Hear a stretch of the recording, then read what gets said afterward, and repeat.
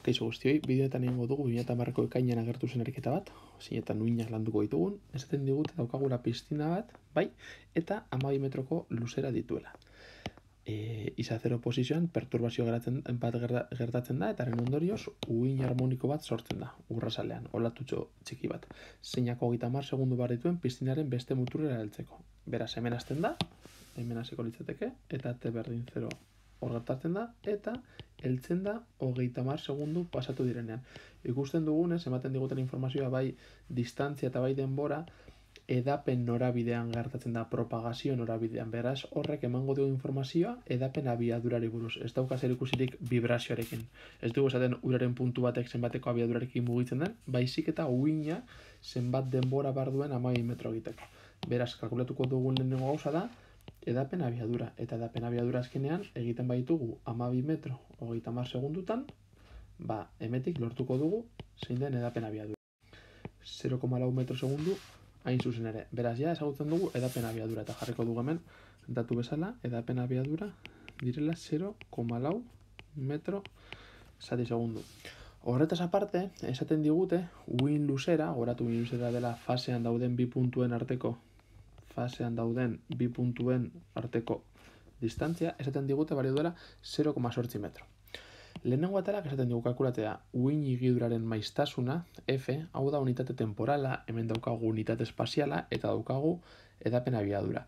Aurreko bideo ikusten bauzue, 0,7 ekaineko bideo ikusten bauzue, hor saltzen dut, bizkat sakonago, zelan ulertu ariketak, zelan aldagai espazialak, temporalak, eta zelan edapen abiadura da bi hoien arteko konektorea, eta zelan erabili, honetan ez gara gehiagi lizotuko horretan. Edapen abiadura da lambda bider F, eta azkenean, hau ezagutzen badugu, oraintxe berten kalkulatu dugulako, eta bestetik hau ematen badigute datu bezala, frekuentzia kalkulatzea erreza izango da. Hau da ariketak eskatzen dugu lehenago gauza frekuentzia, 0,5 Hz. Bestetik eskatzen digute uinaren ekuazioa. Uin ekuazioa azkenean da lortzea A, omega, K eta phi 0.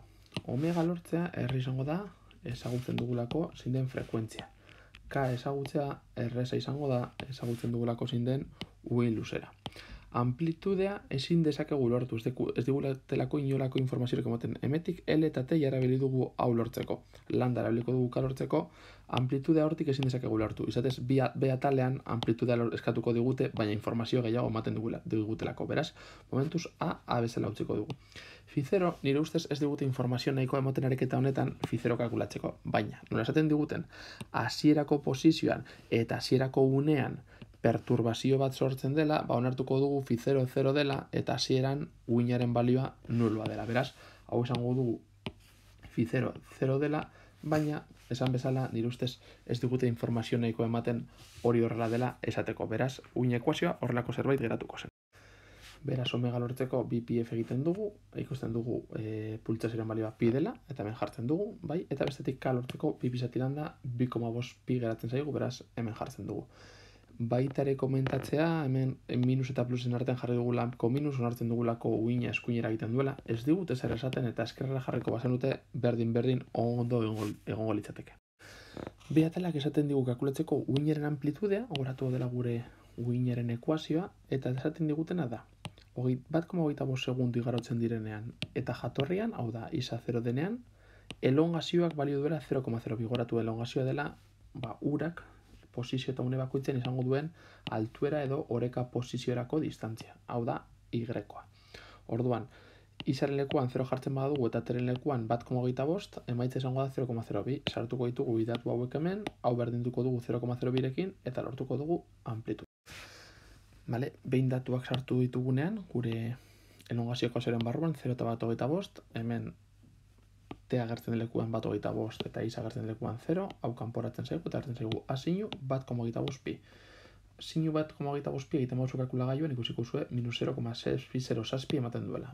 Hau bider A, hau ematen du. Eta badakigu hau izan bar dela 0,02. Hau zer dira 2 zentimetroak ariketak esaten digulako, hau gertatzen denean elongazio 2 zentimetro balio dituela. Ikusten duzuenez, hau negatiboa da eta horraz amplitudea negatiboa ematen digu. ez dakita ariketaren akats bat den, edo amplitudea positiboa izan behar da, vale? Beraz, amplitudea izango da 2,8 zentimetro. Izan daiteke, hemen elongazio 2 zentimetro izan dutenean negatibo izatea, eta plus 2 izan beharran minus 2, eta horrela guztia ondo emango luke, baina, sin más. Amplitudea 2,8 zentimetro, edo 0,028 metro. Bagoaz, ze atala egitera. Ze atalan esaten digute gainezoelako edozein puntuaren abiadura eta azelerazio maksimoak. Eskatzen digute abiadura eta azelerazio zeharkakoak edo vibraziozkoak. Zergaitik, edapen abiadura izango bazen ez digute maksimo eskatuko, edapen abiadura beti delako konstantea, eta azelerazioa ez da existitzen edapenean. Beraz, vibrazioari buruz galdetzen digute. Eta oso ohikoa da galdetzea hori, bai azelerazio maksimoa eta baita ere abiadura maksimoa, zeharkako norabidean. Aurreko bideo baten hitz egiten dugu abiadurari buruz, azelerazioari buruz, esaten dugu nondik datorren hau, baina, zuzenen aplikatu ditugu formulak, abiadura maksimoa da amplitudea bider pultsazioa, eta azelerazio maksimoa izango da amplitudea bider pultsazioaren. Eta azkenean da ordezkatzea amplituderen balio aurreko batalen kalkulatu dugu, omega kalkulatu dugu hasieran, zela pi, sartzen dugu eta ikusten dugu 0,088 metro segunduko zentimetro segundutara pasatzen badugu, hau lortzen dugu, ez da beharrezkoa, baina nola emaitza horrela eman diguten, alderatzeko, eta berdina azelerazio maksimoarekin, hau lortuko genuke.